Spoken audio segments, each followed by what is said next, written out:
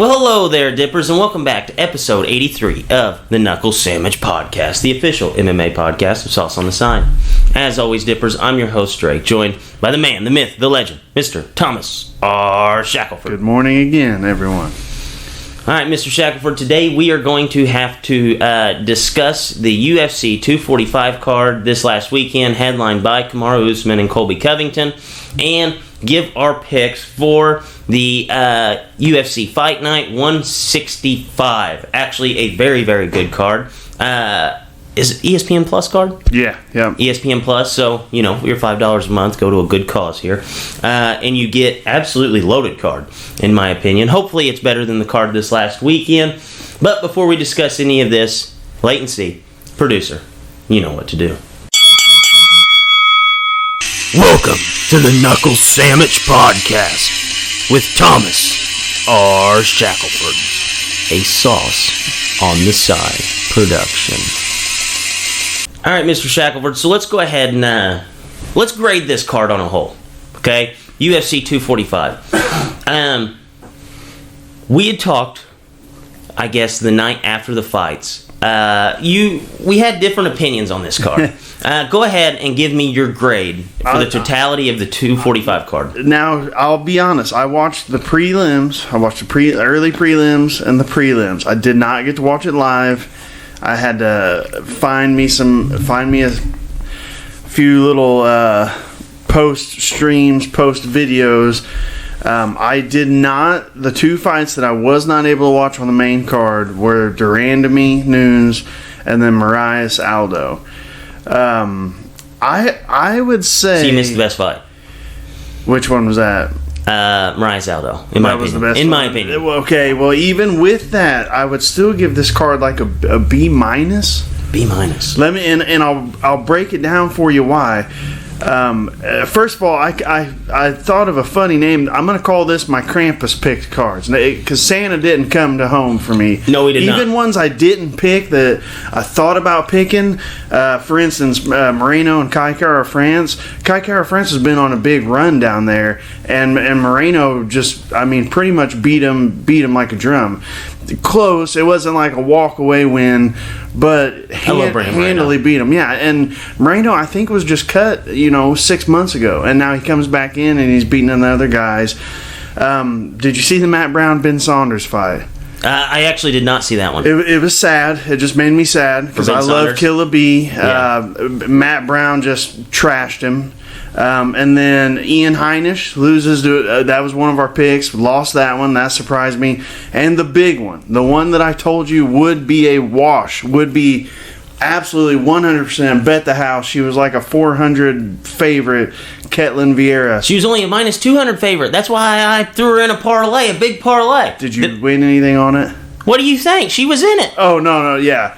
No, she got stone cold KO. Yes, in the first minute and a half. Irene Aldana, I knew she was tough. I don't want to say I didn't know who she was. I knew she's tough. She's 12-5.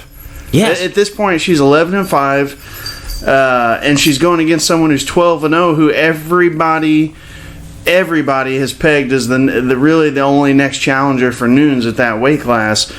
Hell, she has a loss to Pennington. She has a loss to Caitlin Chukian, Leslie Smith. She comes out there and really all she really does is she kind of tricks Ketlin Vieira because they were kind of standing toe to toe and Ketlin Vieira's just swinging for the fences and she's landing, and then so is Aldana, but Aldana's just not affecting her at all. It's just like this looks like Terminator versus in T2 this is the Liquid Terminator versus Arnold. And then all of a sudden, Arnold comes back with a hook from hell and knocks the Liquid guy out. It was, once I saw that, I knew the nice picks were screwed. Yeah. It was over from there. No, it definitely wasn't a good night of picks. I would give this card like a C. Even with I give it a C, man. C. Those it's passing. Those top ones just soured you so much that you've got to forget about the other good ones. Yes, because and I'm going to tell you why. I'm going to give it a C, which is a passing grade, and that's just because you had so many good fighters on the card. I saw a lot of stuff that I didn't want to see. I saw Kamaru Usman and Colby Covington basically box for 24 minutes. Yeah. And I didn't want to see that. I wanted to see two guys wrestle. And a lot of people are like, they thought the exact opposite. They're like, oh yeah, it makes it more exciting fight. No, it doesn't. Whenever two guys are great wrestlers, and average strikers, like, I don't want to see them strike. I want to see them wrestle. And then Max Holloway and Alexander Volkanovski, I thought that was kind of a weird fight where I thought the decision was going to go to Max Holloway. Like, you always get those close fights like that to go to the incumbent. Didn't happen. And then, obviously, like, neither one of those guys went for the finish, which we've seen them do. Those guys, Max Holloway especially, whenever it kind of gets into the later rounds, like, they pick up the pace and they try to go for the finish. Didn't happen. And then the Nunes-Durandamy fight, two people that we were really hoping that stayed on the feet, and they fought and basically slugged it out for 5 rounds. And we would expect somebody to get knocked out sooner. Durandamy ends up wobbling Nunes, and then she turns it into a wrestling match. Didn't want to see a wrestling match there. I was just really bummed at the last 3 fights. The Peter Yan Uriah Faber fight, like, Faber stood in there tough, gave him everything he could handle, decent fight. I actually didn't see that one, but I don't know. I think the UFC does this on purpose. Some fights you can find 0 footage on. They get it down quick. That one, I think I watched the entire fight in highlight clips. It was just every time somebody was dropping a new 2-minute clip on Twitter, it was a new series of events. Poor Uriah, man. Dude comes back, gets a big win, hoping that his name and that win would propel him into a title, and they're like, hey, Cejudo's hurt, let's give you the next guy in line, and Peter Yan is not a dude the dude's a nasty bastard. Yes, he is. Very good fighter. And then the Mike Perry fight even left me a little bit wanting more. I just wanted to see Mike Perry actually have a good showing in that fight. And I think that's the first time Perry's been stopped. I mean, think of his Ponzinibbio fight, even his Vicente Luque's last one. His nose looked like a road map, and it didn't stop him. And I knew Jeff Neal was powerful and good. Precise. I did not know that he was that powerful. I feel like we picked against Jeff Neal like 2 fights ago. I think we did against Nico Price. Yes, we did. And that was like a kind of a weird stoppage when he had like a flash KO. But I mean, looking at it, you can never count out Nico Price. But looking what Neal did to Mike Perry, it's hard to be like. Getting better. Yeah, he's not a guy that you want to go down on your back for. No. I was just overall very, very bummed about this card. I mean, it had a lot of promise. What did you think of the decision though? It didn't go to a decision, but where did you think the decision was headed at that point of 4 minutes and 55 seconds? I thought Kamaru Usman was going to win the fight. Even in the 4th, you thought he was winning? Well, no. After the 4th round, and then once the 5th round, once he got that knockdown, I thought he won the fight. Yeah. I had it 2-2. And then Colby Covington, and it was a weird Colby Covington fight. Like, usually, whenever you see Colby Covington, like, he's just this cardio machine, and as soon as that second round's done, he's throwing like 500 strikes, over the next 3 rounds, and he ends up, sealing the victory just off those 3 rounds. It was the exact opposite. Like, Colby Covington seemed to fade, where Kamaru Usman seemed to pick it up over rounds 3 and 4, and then we see round 5. Colby Covington comes out, looks like he has a second win finally, and then Usman ends up getting the finish. I thought it was very weird. It almost seemed like Colby Covington's strikes went down. We only saw really, and I wouldn't even call it a takedown attempt. Like, Kamaru Usman just like reached down and like smacked his hands together like he was gonna do like a little snatch single, and then that was the only takedown attempt of the fight. I would have liked to see more takedowns in the fight. I would have liked to see any takedowns attempted during the fight. And I think, honestly, which we talked about, if Colby Covington had used his wrestling and kind of pressured Kamaru Usman, he might have been knocked out faster because he got so tired in the fight. And I think that the reason why he always looks like a cardio machine is because he can wrestle for like 12 hours, and that's all he does in a fight. And then he goes into this striking mode, which, obviously, he doesn't have as much experience as he does wrestling, and he ends up getting fatigued. Yeah, I thought this fight would come down to who had the better wrestling coach and who had the better wrestling plan. which I gave it to Kevin. He's got Steve Mako, one of the best. He was a heavyweight wrestler, but he's one of those kind of wrestling genius dudes that can. Had he been a little skinny guy, he could have wrestled with those guys too. Whereas Usman has Greg Jones, if I'm not mistaken, West Virginia. D1 national champ 1 or 2 times, also a very, very good coach. But when you look at the way American Top Team, just like the scientific, just really, really study heavy approach they have compared to that Hard Knocks 365, which used to be the Black Zillions, they seem more of like a, hey, let's show up and train hard and bang type gym, whereas the other one's a little more. That's why I lean toward Covington. I thought it was going to come down to who was the better wrestler. Yes. And I think that was obviously a big mistake for both of them, because both of them, they basically just stood in the center and took turns hitting each other back and forth. I knew Usman was going to have the power, and you said, I can't find him right now. I think they said for the first round, Covington threw something like 81 punches.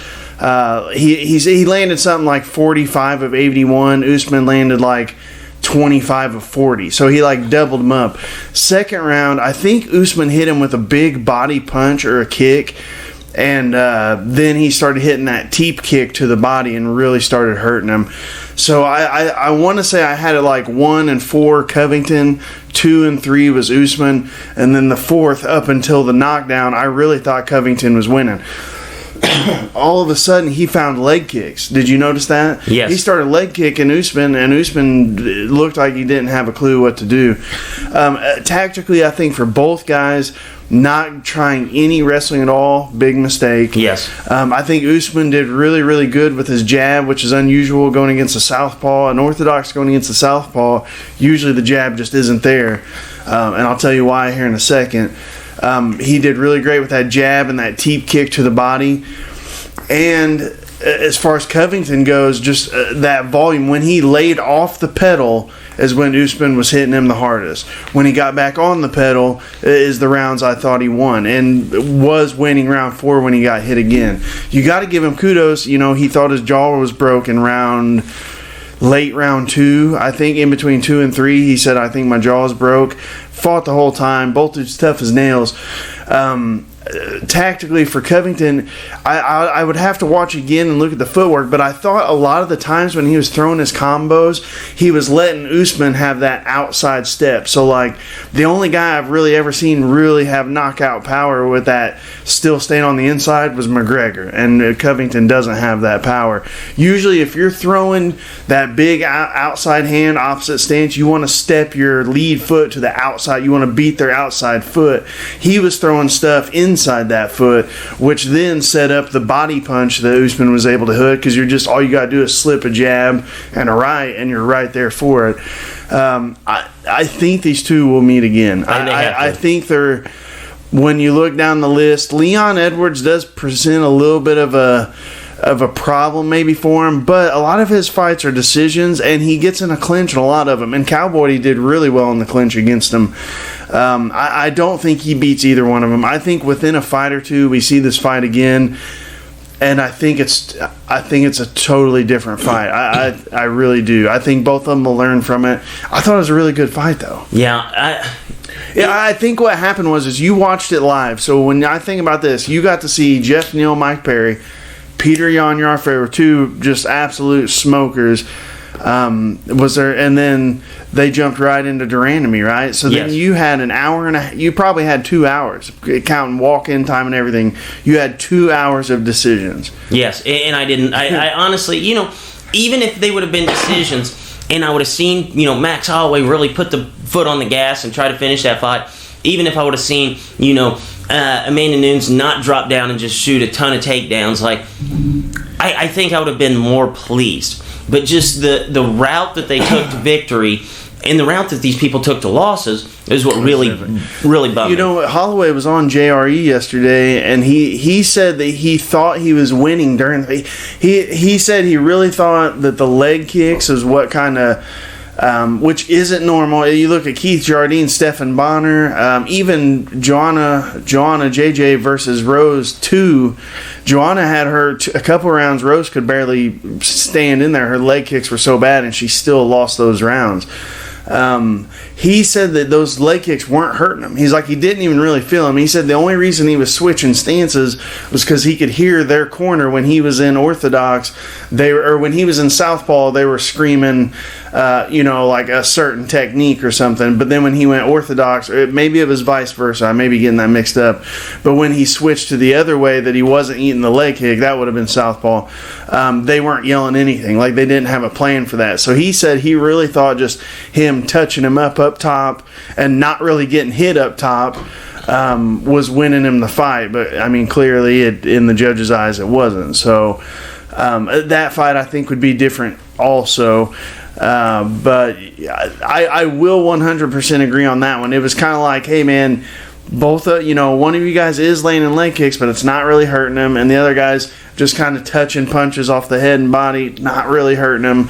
I always revert back to one of the very first big boxing matches I watched as like an adult, where I was really like trying to break it down, and that was Floyd Mayweather and Golden Boy, Oscar De La Hoya. That fight to me was a draw. I don't know how they picked either guy to win, because one guy stood there in a shell and would throw pop pop just every now and then, and the other guy was on the outside of the shell just whop whop whop, and they just went back and forth for 12 rounds. I watched it and I was like, this was terribly boring, and they should have just gave it a draw. But the draws are rare. Yeah, I agree. And one thing that I think a lot of people have taken away from this is they talk about, like, I know I've had people kind of reach out to me and talk about the fight, and they were talking about how good Kamaru Usman is standing up now. Like, all of a sudden, I think that's DC's fault. Did you hear his commentary? No, I usually kind of tone DC out whenever I listen. Actually, I listened to this whole card in Spanish. We won't tell why, but I watched the whole card in Spanish, so I didn't actually hear DC talk at all. I wondered why when you called me the next day you were just talking in Spanish. I didn't understand No, I'm completely fluent now. I watched the first round and a half with no commentary, and I was like, damn, Usman or Covington's just is dominating this first round, and I was like, man, he's looking good this second round. Then I got some headphones. I was watching it like, everybody's asleep type thing, early morning. Clicked in my headphones, turned up the volume, and DC's just like, Usman, you can just tell at this point in his career, his striking is so much better. It's so much slicker. I really don't think it was. No. I mean, he stood in the pocket. Essentially, this was a thing where he was getting hit, but the guy hitting him didn't put enough fear in him. Didn't have any fear, so he could just stand there, teep kick, jab, right hand. I will say his jab did look good. You can watch a million Orthodox versus Southpaw fighters, and you don't see a jab used as much as he did. That was good. He has said before that because of his knee and foot injuries, he doesn't kick much. I think that's bullshit, because he tried to throw one high kick and fell on his ass. I'm not the guy to talk to about not being flexible. I don't know what his flexibility level is in life, but his kicking flexibility level is shit, because that thing got 1 inch above Covington's waist and he was on his ass. That's one of my pet peeves, watching professional fighters who Ben Rothwell. They can't kick above the waist. Yes. It's pathetic. Come on, damn it. No, I agree with that, actually.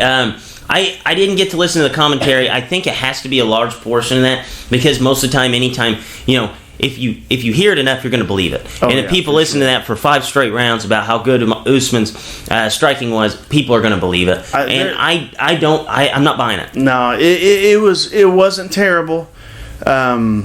He stood in the pocket, weathered punches, and threw big. I mean, that's what you do. If you got the power advantage and you're not getting hurt, that's your game plan. That's that's like if you were a pitcher, or say you're this is the World Series, and your pitcher's got a bunch of changeup pitches, and he's not a fastball guy. You don't have him throw a fastball to Albert Pujols. Exactly. You just don't do it, because he's going to hang in. It's going to go out of the park. You have him do what he's good at. He's good at throwing big punches and keeping it easy. 1, 2, 3. 1, 2, 3. It's a no-brainer. It doesn't make you Ernesto Hoost. It just makes you the stronger puncher. Right. Overall, a very odd night of fights. You could talk me into a C for sure. I said B-. You could talk me into C. I could definitely put myself in your shoes Watching it for 2 hours on Spanish commentary, it may be an F. I mean, I don't. Yeah, no, it was a bummer. Definitely a bummer. So let's go ahead and get to UFC Fight Night 165. It is headlined by Frankie Edgar and Korean Zombie. So first off, we'll go ahead and start with the main event. Korean Zombie opens as a minus 175 favorite to Frankie Edgar, who is a plus 145 dog. Mr. Shackelford, I think this is a clear-cut win for Korean Zombie. Do you think any different? Do not disagree. The circumstances behind this was Brian Ortega's fight. He tore his ACL maybe a month ago. Edgar was actually in training to get down to his first 135 fight against gosh dang, not Cody Stammen, from the kid from Denver that we really like, tall, lean, lanky. Sandberg. Sandhagen. Sandhagen, yeah. He was in training for that. He picks this fight up. He has said that he still plans on fighting Sandhagen. Now, if anybody's ever seen Edgar fight, you know that within 2 seconds, his face is going to look like hamburger. Yes. I agree with you. Korean Zombie, I think, I don't know who Edgar's manager is or how much money he's getting paid. But if I'm training for a fight with one of the best up-and-coming 135-pounders, I do not stop camp to fly to Korea to fight the Korean Zombie. I just don't do it. And I've been beat up a lot in my life. This is a beating that he didn't need to take in a weight class that he's saying that he's not going to fight in anymore. This is a goofy move. Yeah. Anything less than a 5-second knockout victory, which doesn't happen for him, it's downside from there. Yeah, no, I definitely don't like this fight for Frankie Edgar. I completely forgot that Edgar was going to be the fill-in for Ortega. Like, it really wasn't discussed that much. And whenever I saw that this week, I was like, this is not good. All right, next up. So we're going to kind of go all around this card here with the fights that you actually want to pick. There's actually a ton of really good fights on this card. I think it's actually going to be better than what we saw last week as far as an exciting level. Next up, we'll go ahead and talk about, this is actually a prelim fight. It's Alexandre Pantoja taking on Matt Schnell. You have Pantoja, who's a minus 225 favorite, to Schnell, who is a plus 175 dog. Mr. Shackelford, we obviously really like watching Pantoja fight. Does he get the win here? You know what? Who was the dog on this one? Matt Schnell. I'm going to go Schnell. I was going to pick Schnell. You want to see something funny? This is what Google has the... you ready to see the pictures for the fight? What is that? That's the pictures for the fight. They have a picture of what looks to be maybe Yana Kunitskaya as the opponent for Pantoja. Yes. Oh, man, somebody did good there. Well, of course, Matt Schnell, I think he's going to win the fight, but he has lost the war. Yes, he has. The people aren't even going to know. They're like, damn, this girl beat this dude. What? Yeah. I hope that stays there for whenever the results come, and I hope that Schnell does pick up the win just so you just see the results and it looks like he got beat up by Yana Kunitskaya. So you think Schnell's going to win? I do. Very good fighter. He's on like a 5-fight win streak. He was on one of the Ultimate Fighters.